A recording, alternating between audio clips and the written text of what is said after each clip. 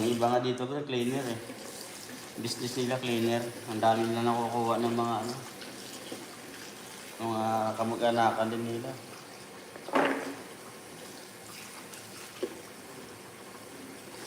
Tapos pag na PR na, gawa na nila ng ano, ayos na yung pakil.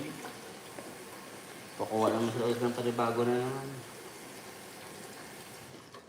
Ganyan diskarte ng iba dito eh.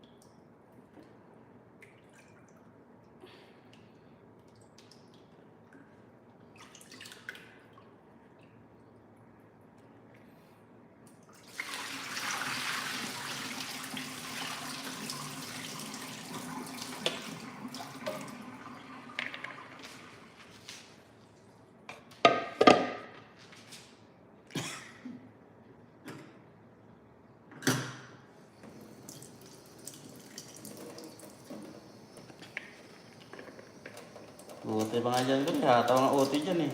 Puro ka nahanap buhay dyan.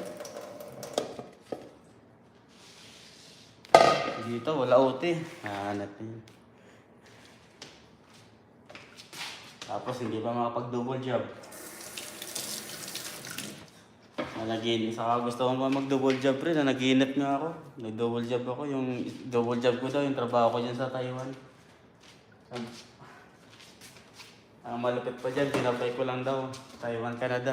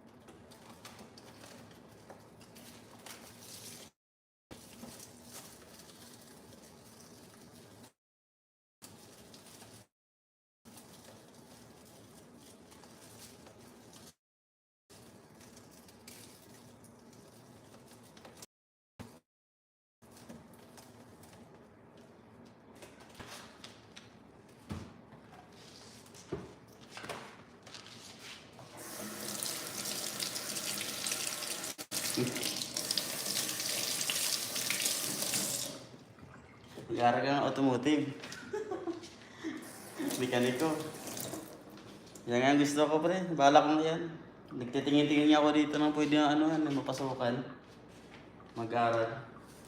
Pati nga sa mga kala ko dito ng mga mekaniko, nagsasabi ako sa kanila pre, mag-helper ako pag Sabado at Linggo.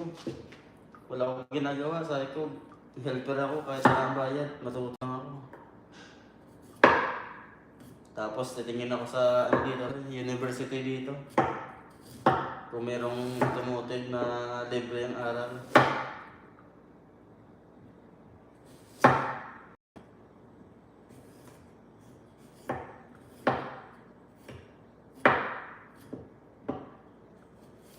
Pero pinakamadali dito ang gawing business cleaning. Mga Pilipino dito, yayaman na dahil sa cleaning. Nakakuha pa nila mga kamag-anakan nila, nakapag-hire sila sa Pinas.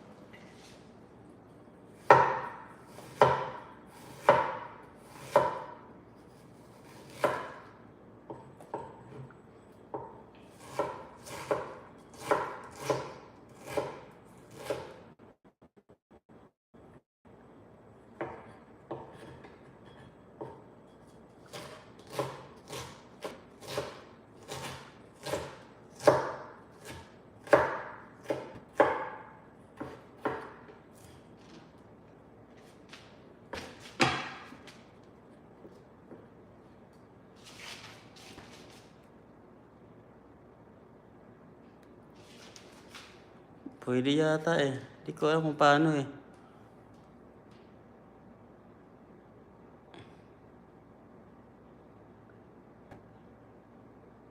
Paano ba mag-add?